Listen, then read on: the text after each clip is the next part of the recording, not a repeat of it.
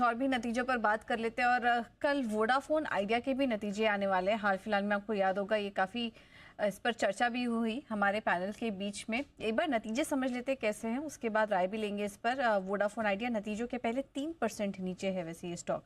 कुशल बताएंगे नतीजे कैसे आ सकते हैं। कुशल बताइए। बिल्कुल पूजा, इनफैक्ट आप देखिए यहाँ पर नंबर्स के लिहाज से आए तो ऑलमोस्ट फ्लैट रहने का अनुमान है, करीबन 11,150 करोड़ पर 2% की ग्रोथ हम एक्सपेक्ट करके चल रहे हैं। लेकिन इम्पॉर्टेंट ये है कि कंपनी मार्जिन्स अपनी मेंटेन कर पाती है या नहीं इस तिमाही में, क्योंकि क्वार्टर ऑन क्वार्टर बेसिस पर 41.6% से 41.3%, तो ऑलमोस्ट स्टेबल मार्जिन्स भी रह सकते हैं।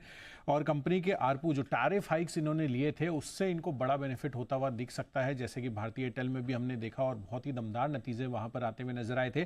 करीबन 5% की ग्रोथ के साथ 164 रुपए पर कंपनी इस बारी अपना आरपू भी घोषित कर सकती है। जहां तक घाटे का सवाल है, अभी फिलहाल कंपनी जो है 7,150 करोड़ का घाटा दर्ज कर सकती है। पिछले तिमाही में भी 7,176 करोड़ का घाटा था, तो घाटा जो है वो भी ऑलमोस्ट फ्लैट रहेगा, उसमें बहुत ज़्यादा बदलाव नहीं होंगे। वायरलेस रेवेन्यू ग्रोथ के लिहाज से क्वार्टर ऑन क्वार्टर बेसिस पर टैरिफ हाइक की वजह से 3.5% तक की ग्रोथ हम एक्सपेक्ट करके चल रहे हैं। लेकिन जो सब्सक्राइबर बेस है वो लगातार डिक्लाइन हो रहा है। अभी भी इस तिमाही में एक्सपेक्टेड है कि 40 लाख का जो सब्सक्राइबर बेस है वो यहाँ पर कम होते हुए दिख सकते हैं। लेकिन ओवरऑल कंपनी की आगे चलकर जो कैपेक्स इन्वेस्टमेंट है उसमें लेकर एक्सपेक्टेशंस बन रही है कि इस बारी 2800 करोड़ की कैपेक्स हो सकती है। पिछली तिमाही में करीबन 1400 करोड़ की कैपेक्स का ही इन्होंने अनुमान लगाया था। तो ओवरऑल नंबर्स ठीक ठाक ही रहेंगे। देखना है कमेंट्री क्या रहती है और आगे का विस्तार की योजना क्या है कंपनी की, ये फोकस। मतलब घाटे में है, घाटे में रहेगी कंपनी। घाटे में रहेगी। जो भी इनके कस्टमर्स है वो कम हो रहे होते रहेंगे। ठीक है। आरपू प्राइस हाइक से 145 पहुंचा है। 165 भारती का 245 है। 156 है अभी, 164 एक्सपेक्टेड है और भारती का 245 ऑलरेडी हो चुका है। ओके।